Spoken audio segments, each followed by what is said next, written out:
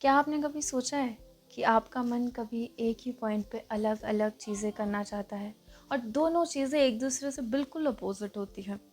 ऐसा क्यों? प्लेटो, जो कि एक ancient philosopher and political thinker रहे हैं, उनके पास इसके लिए एक थ्योरी है, थ्योरी ऑफ सोल्स, जहाँ उनका मानना है कि आत्मा के अलग अलग हिस्से हैं और ये अलग अलग हिस्से आपको अलग अलग कोनों की तरफ खींच के लेके जाते हैं। प्लेटो मानते हैं कि सोल के 3 पार्ट्स होते हैं और ये तीनों ही पार्ट सभी व्यक्तियों में पाए जाते हैं, कुछ में ज़्यादा और कुछ में कम।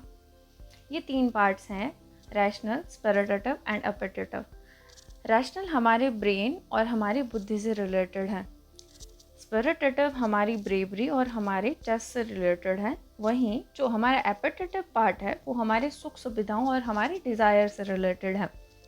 इसके लिए वे एक मेटाफर भी यूज़ करते हैं। वह मेटाफर है 2 घोड़ों और एक रथ का और एक सारथी का, जो उनको कंट्रोल करने का ट्राई कर रहा है। प्लेटो कहते हैं कि वही इंसान बैलेंस्ड और जस्टिफिएबल होगा जो अपने जो रैशनल पार्ट है उससे अपने एपेटिटिव और जो अपने स्पिरिटेड पार्ट है उसको कंट्रोल कर पाता है। प्लेटो इस आइडिया को सिर्फ साइकोलॉजिकल एस्पेक्ट में ला के नहीं छोड़ देते हैं, बल्कि इसे वे सोसाइटी और स्टेट में भी लगाते हैं, लोगों को वर्गों में विभाजित करने के लिए या क्लास में विभाजित करने के लिए, जहाँ जिन लोगों के पास रैशनल पार्ट ज़्यादा है या फिर रैशनल पार्ट ज़्यादा डोमिनेंट है उन्हें एज अ रूलर, जिनमें स्पिरिटेटिव पार्ट डोमिनेंट है उन्हें एज अ गार्डियन या सोल्जर, और जिनमें एपेटिटिव पार्ट अधिक है उन्हें एज अ वर्कर क्लास के रूप में डिवाइड कर देते हैं। आज क्यों इम्पोर्टेंस है प्लेटो के आइडिया की?